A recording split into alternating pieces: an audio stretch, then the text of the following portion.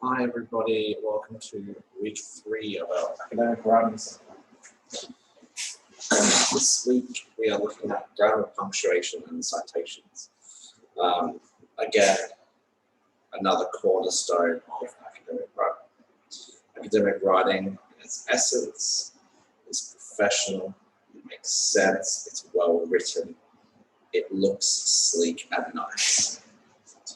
If you do not write with proper grammar, spelling, or punctuation, or use citations, then you are not writing academic. This is where most students, or one of the places where most students falter. They think it's an English assignment. I don't need to use proper grammar and spelling. It doesn't matter what assignment you're writing. If it's for a school assessment, you should be writing it as if it's an English assignment. Grammar, spelling, punctuation, making sure you're referencing properly. All of these things are oftentimes the difference between a good mark and an alright mark. So, again, I've just explained why it's important, but there's two of you here, so in the chat, why are these things important to you?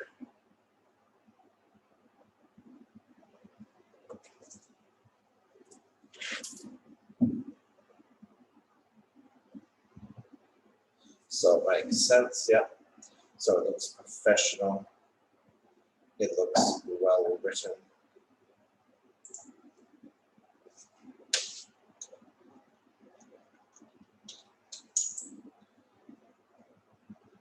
Okay. I want everyone to take, everyone that's watching the recording, everyone that's saying, take 60 seconds. What does grammar actually mean?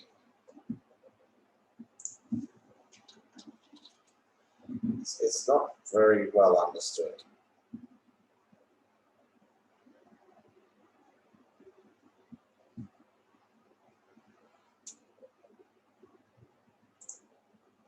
So 60 seconds, have a think, what does grammar mean to you?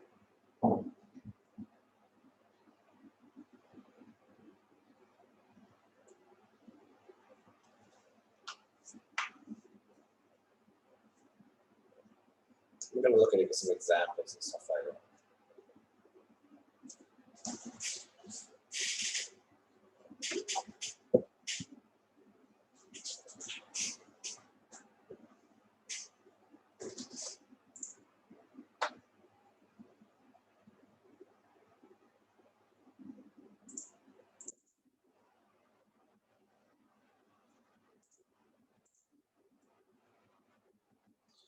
So, grammar is simple.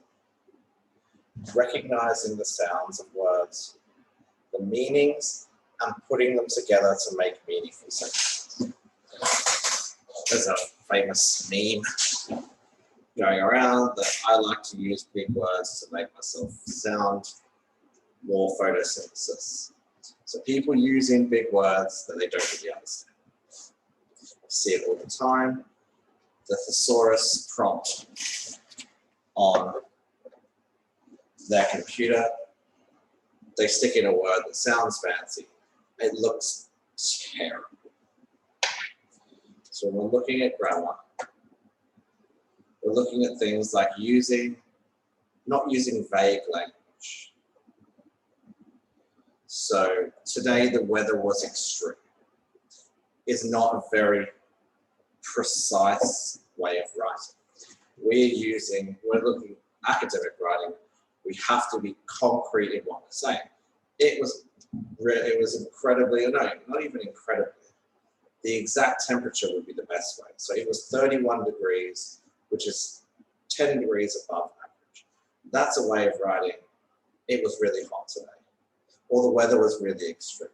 Avoid being ambiguous in your writing. So, active.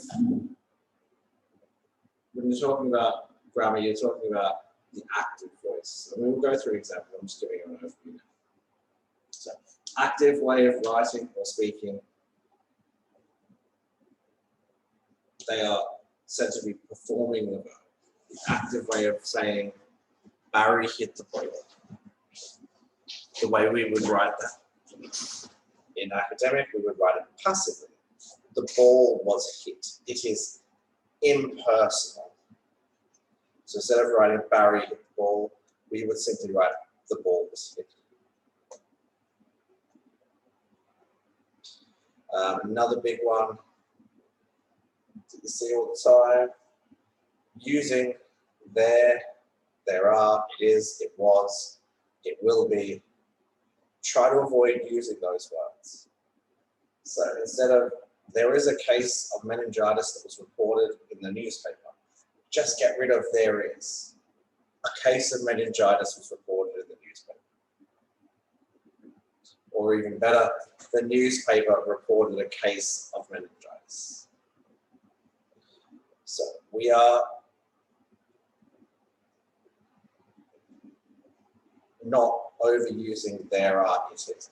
If you think about it, if you use those words 50 times, there is, when you don't need to, that's 100 words out of your work.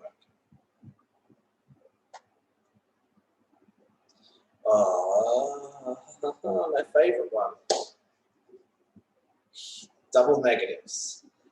He is not unwilling to help. Don't write that in the assignment. That is not academic. So, he is willing to help. No, he is not unwilling. No point, again, you're just wasting words out of your word count as well as sounding not very academic.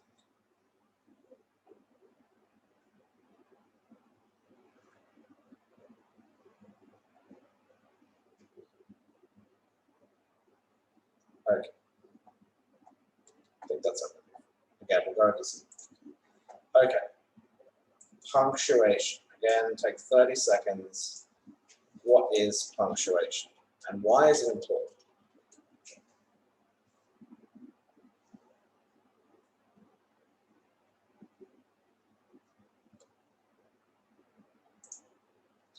And bonus points if you can name all 14 of the punctuation marks in the English language.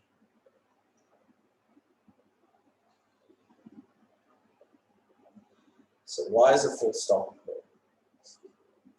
It should be fairly self-explanatory or fairly obvious. It tells us when to stop reading, or when one idea finishes and another begins. Question mark, again, fairly simple. I'm not going to go through it. You guys are all old enough to know. The punctuation makes everything make sense. And because it's being written and read instead of spoken, it has to have these punctuation bits in it. You also have commas, semicolons, dash, hyphens, brackets, whatever. But it makes everything make sense.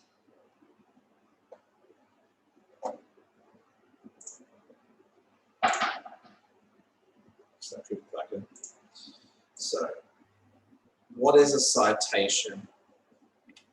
Or referencing, in other words, interchangeable word. Why is it important? And most of us that have done the academic writing seminar, the assignment writing seminar, will know this already. So again, I'm going to give you 30 seconds to have a think. Maybe a minute. This is probably the most important. If you're watching the recording and you don't want to think, skip past 1 minute.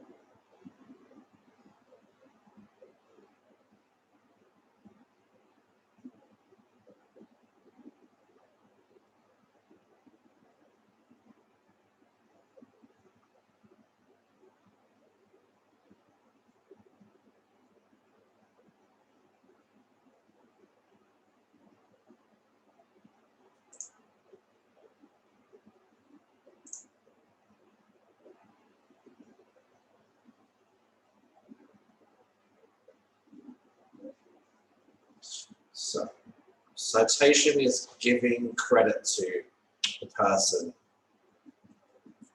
that you've taken their information. Super, super important. I'll go through and I'll rant about it later on. It is the cornerstone of academic writing. You can write the world's best assignment.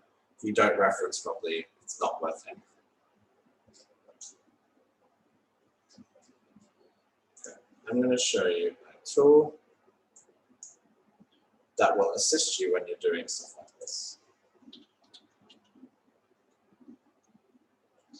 So it's called Grammarly. You can actually add it into your browser. So anytime you're writing anything, it could be a Facebook post, an email, whatever, Google Documents, it is really good.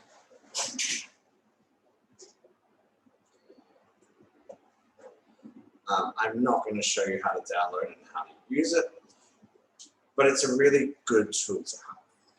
Unfortunately, a lot of people, instead of using it as a tool to augment their writing, they simply think it's going to make their bad writing good, and that's just not going to happen. It doesn't also get it right 100% of the time. So it will tell you that something is wrong. It thinks something is wrong. And if you change it without really knowing why it's wrong or knowing why you wrote something in a particular way, it can make you look a bit silly. Again, amazing tool, but you already have to have the knowledge. It just sits in your Google Chrome browser and will pick up anything you're typing. Facebook, emails, whatever. Okay. If you're writing this, some definitions when we're talking about grammar. So noun is a word that names a person. A lot of people make the mistake where they capitalize every single noun. We only capitalize proper nouns. So the name of something, the name of a person, the name of a university, the name of a mountain, the name of Coles, whatever. A big distinction between a noun and a proper noun. So verb, or the old doing word, it's not capitalized. Adjective is the descriptive word. And when we're writing academically, this is the one that gets people unstuck. When you're describing something, you have to use an academic term. Somebody is not very smart. Instead of saying not very smart, you could describe them as lacking intelligence. They're a little more refined. So adverb describes a verb or an adjective. So a verb, someone's being hopeful. Adverb, someone's hopefully. So if anyone would write this down, I'll give you 30 seconds to write it down.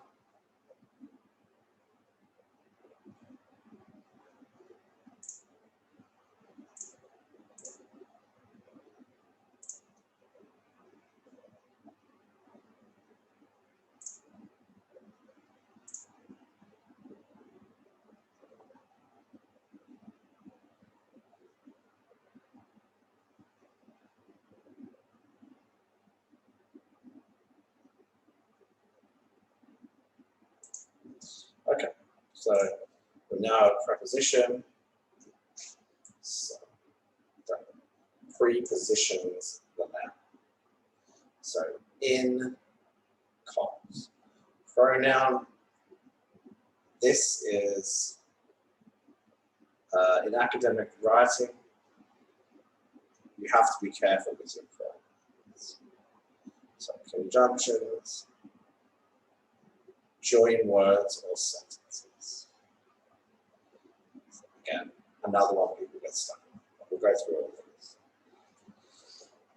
So the subject is whatever's being discussed.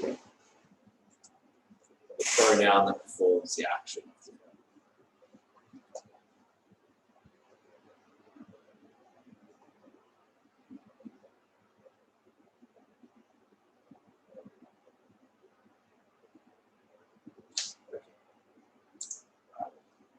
Again, apologies for the massive text, but I took this from one of my old presentations, and it's one of those things that does require visual text. So, nouns and naming words. So, a cup, John, sky, summer, true. We only capitalize the proper nouns. So, common nouns we use to describe a class of things. So cups, helmets, handles, whatever. So proper nouns are always capitalized. Again, this is one of the bigger ones that people lose marks on. So you're capitalizing things that do not need to be capitalized.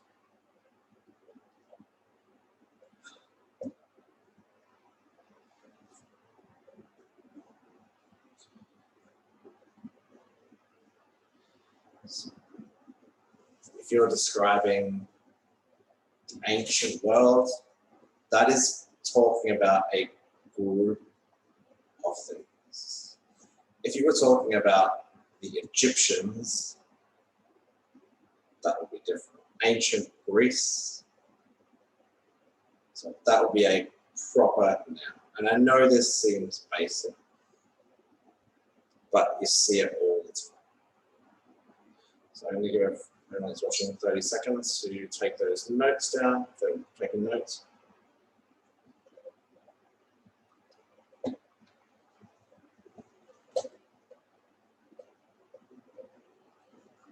Actually, not 30 seconds. We can just pause. Okay.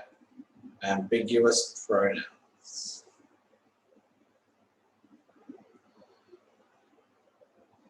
So most people know pronouns now as, well, I don't want to be called male or female, so I will be they, them, whatever people want to choose. So that I can't really tell people how to live their life. So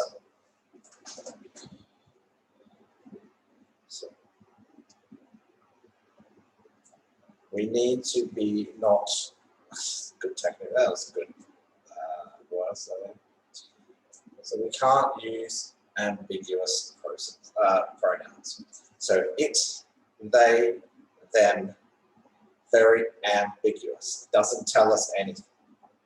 So this, in the example here, the stated purpose of this process was to capture the image without disturbing the subject. It was not very clear. So it was not obvious whether it had been achieved. So take a quick 15-second thinking time. Why is that ambiguous? What's the problem there?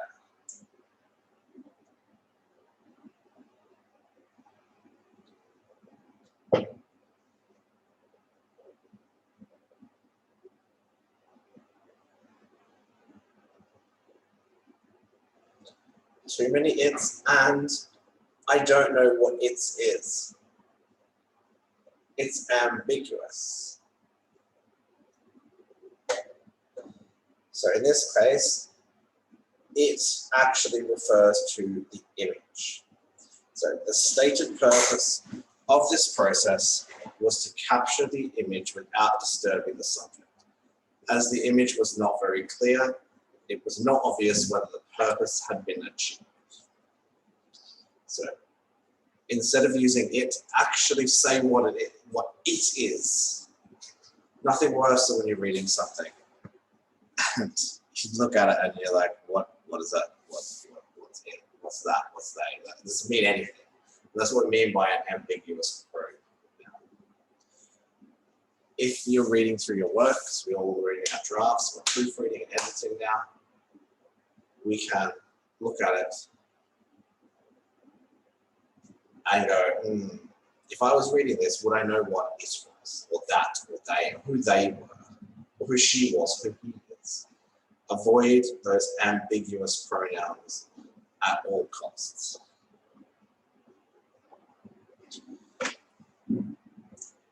So, passive verbs.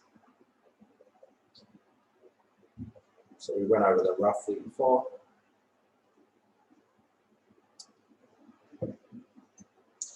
So the samples were sorted according to size. When we're talking about an active verb, the sorting is done by a person in an action. We don't want to write that. We want to write the samples were sorted according to size. Because this is passive, it's impersonal, and it's very direct and to the point. And it avoids using I, because we know in academic writing we don't use I.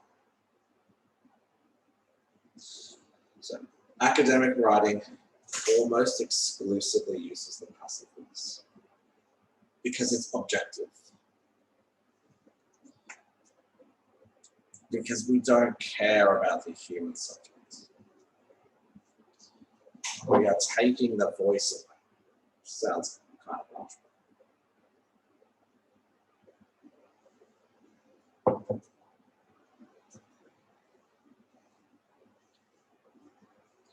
So, again,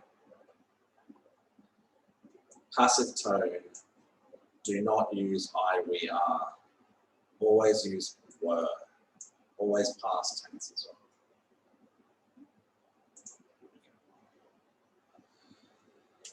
This is my packet. What I want you to do, everyone that's watching, 60 seconds. What is an imprecise adjective and verb?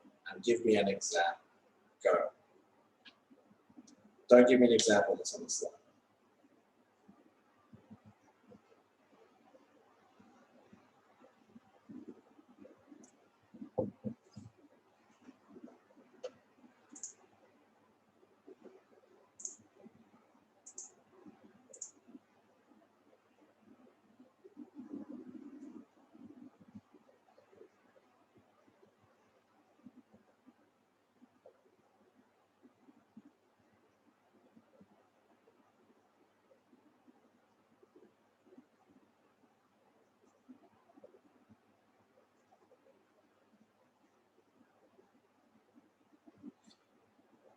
Right. Anybody got any in the chat?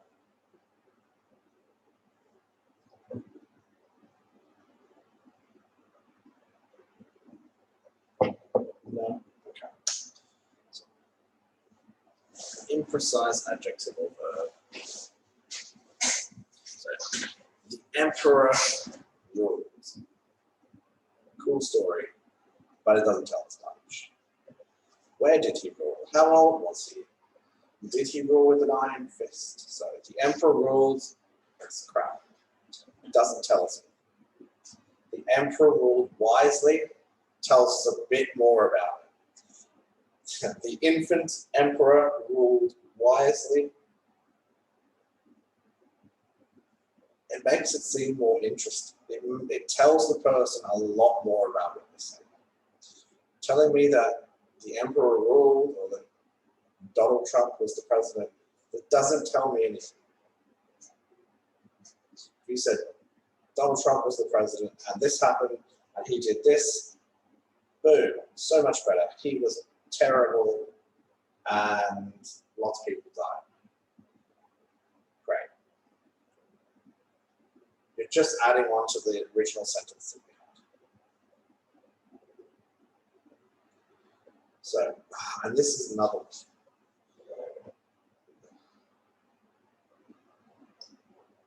Avoid anything that could be construed as subjective, beautiful, enjoyable. If you can't quantify it, I mean, I don't even agree here, dark or light or intense blue, because everybody's definition of a dark or light blue is different. So instead of using the word beautiful, use something more precise. The wind was extremely strong. The weather was extremely turbulent. The rain was very heavy. All crap. You have to be precise. So there was 300 millimeters of rain in 2 hours. Instead of saying it rained a lot last night.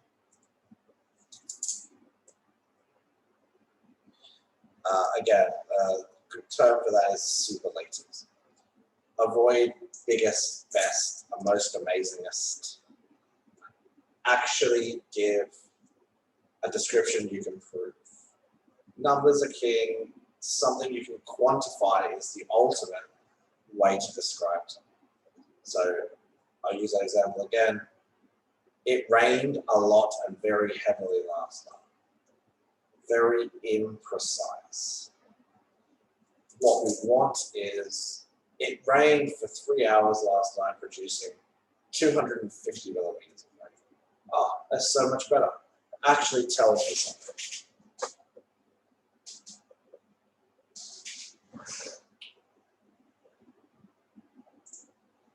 Okay.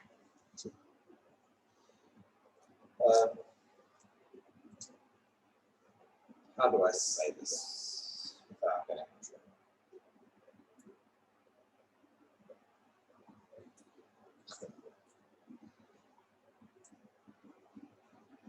Having a varied and in-depth vocabulary will make you seem a lot, will make you seem intelligent.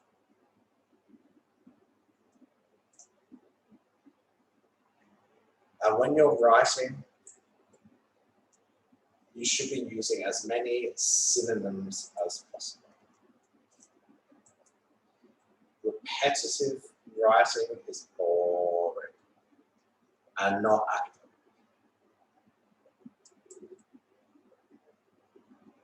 In the slightest. It is important because it's important for life, not just for academic writing.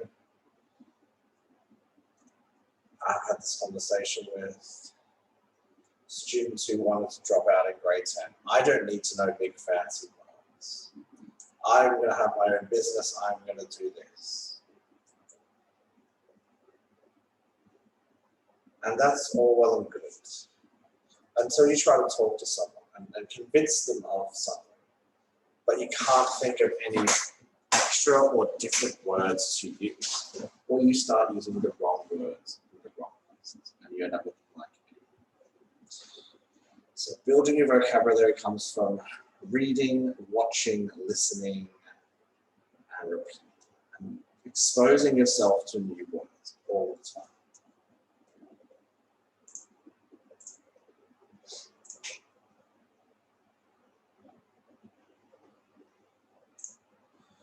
Okay.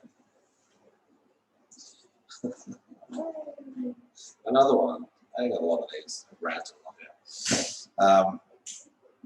Just because you write something doesn't make it a sentence.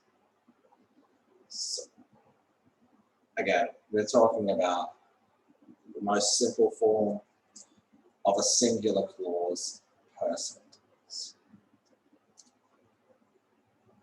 So,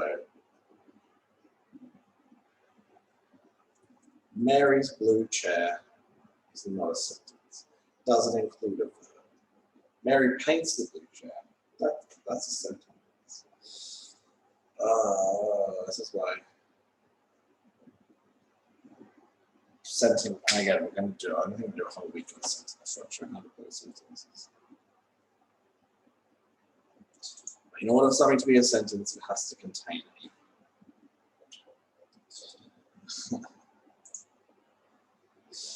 So, this is when we start looking at the sentences.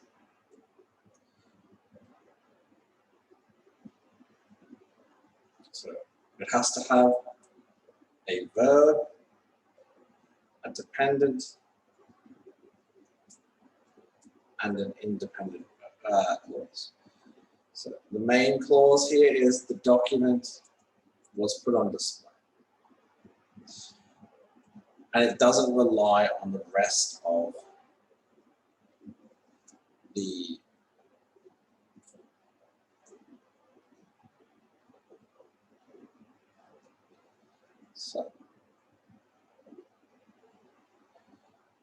we have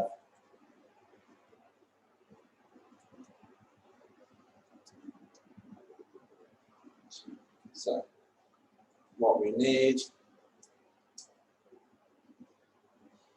we could make that into 2 sentences. I think we're going to do a whole week on this. I think this is probably too much for a singular slide. I think we'll be here till 8:30. So I am going to come back to sentences and sentence structure. I think I've set aside a whole week. I'm just going to strip it back. If I try to do it now, we'll be here forever. So mark my words, we will do a whole sentence session. So run on sentences. This is when you have the main and the dependent clause. So the document was on display, which had been restored by the conservator.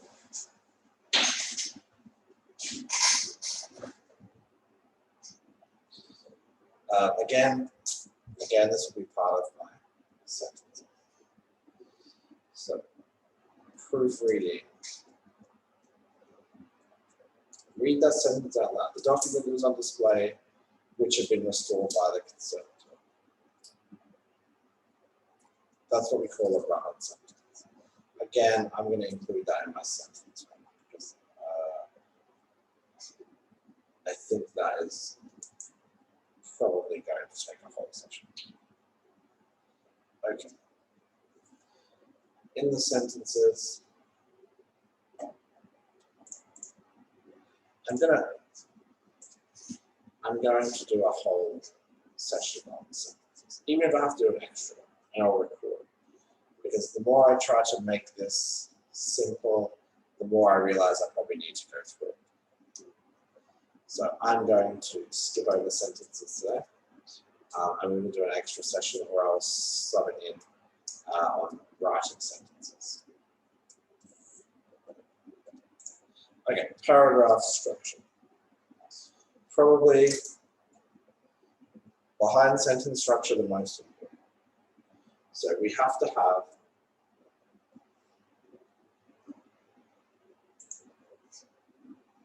topic sentence or the lead sentence. Because when I read the first sentence,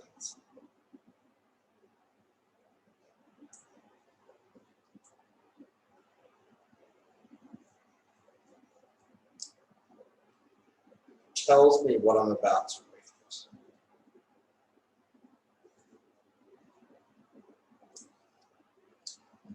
I should be able to read that and know exactly what is about to come.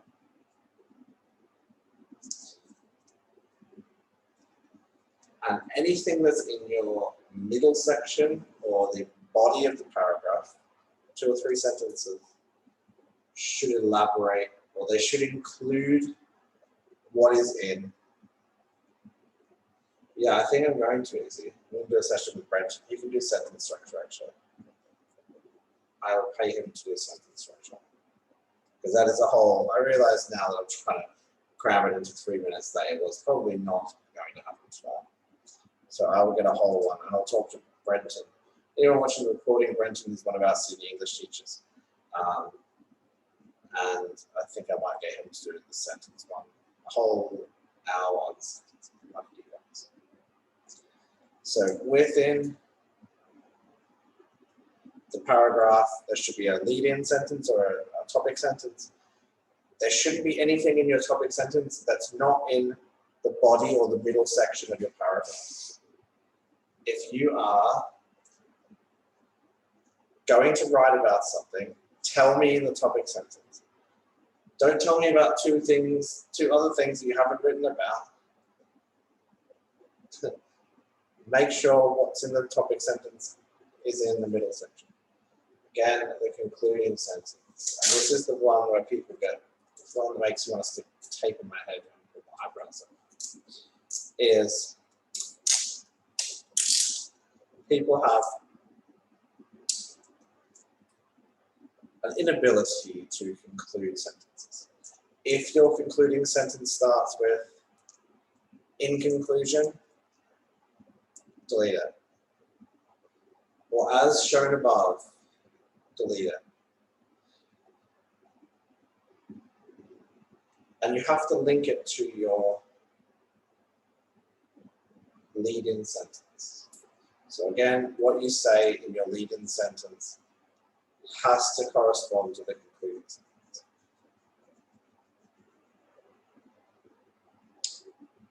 Izzy, if you've written in conclusion, don't delete your whole assignment, just the in conclusion. Okay. Now to probably the most important part of assignment writing. What is a citation or a reference? Whatever you want to talk about. Again, this is a quick, I don't know, 10-minute overview of references. We have 2 entire weeks of referencing styles, but we're going to go over it now.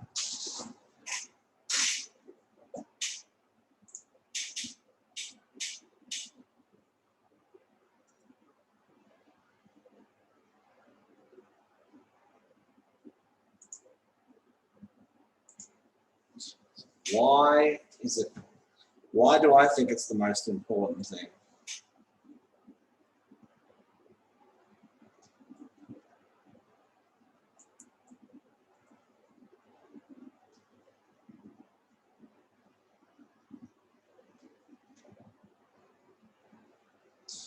To give credits, and so we don't fail our assignments. I guess.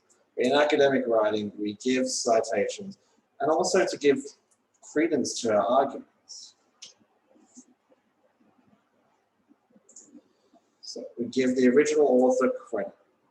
It validates your arguments because none of us are absolute experts in our fields.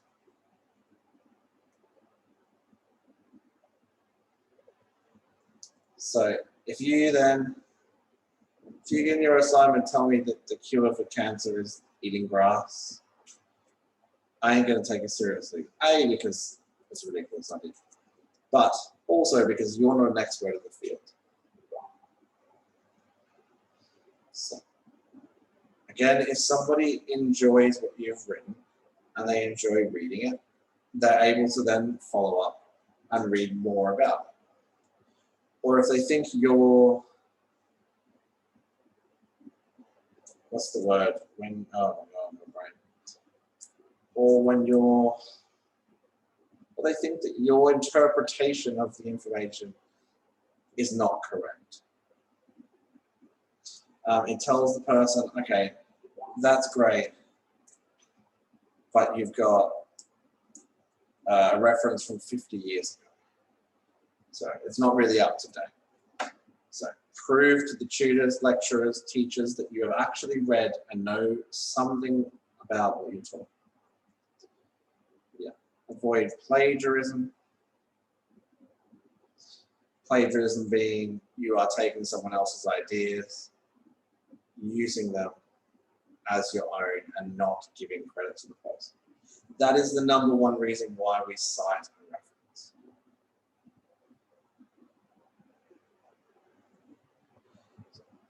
Plagiarism is presenting someone's idea as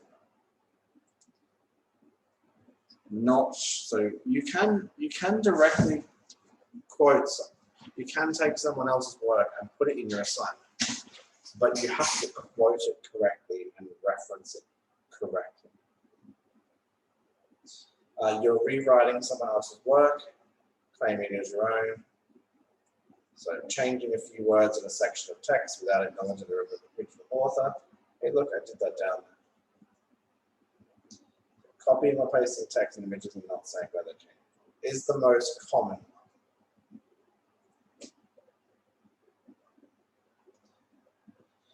So when we're citing information, when we're making a reference, we need the following. Depending on the type of material and the referencing style, we will go through all of that in the next 2 weeks. I'm not going to lie, the next 2 weeks, I'm pretty sure the referencing weeks, they're not going to be very exciting. But we'll get through it. So you need the name of the authors, the date it was published, link or digital object identifier, you need name of the article, where it was published, date of publication, loads of different bits of information. So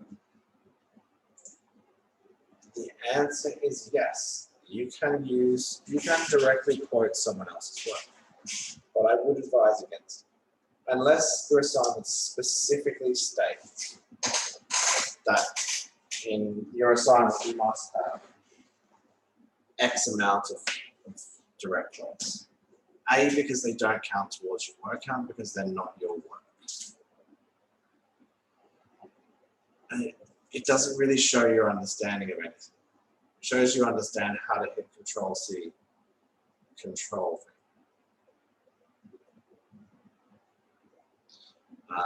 Some assignments your teacher will say, I want at least one direct quote. Fine, I don't really understand why.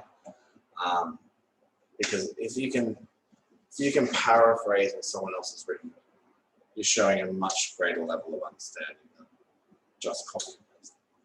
But what would I? So, my final parting gift for this session. Referencing is the most powerful tool in your answer. And I say this probably every single week. Anywhere up to 10% of your mark is going to be referencing. So if you can get your referencing right, and I will take you through every tiny little bit in the next 2 weeks for APA and Harvard. Some subjects use weird ones like Vancouver, but the vast majority use APA, Australian Psychological Association, or Harvard referencing. And if you can get an easy 10% of your mark every single time, why wouldn't you? Okay, I think I might leave it there. It's a little bit shorter because I'm going to redo the sentences. But I will probably get Brent to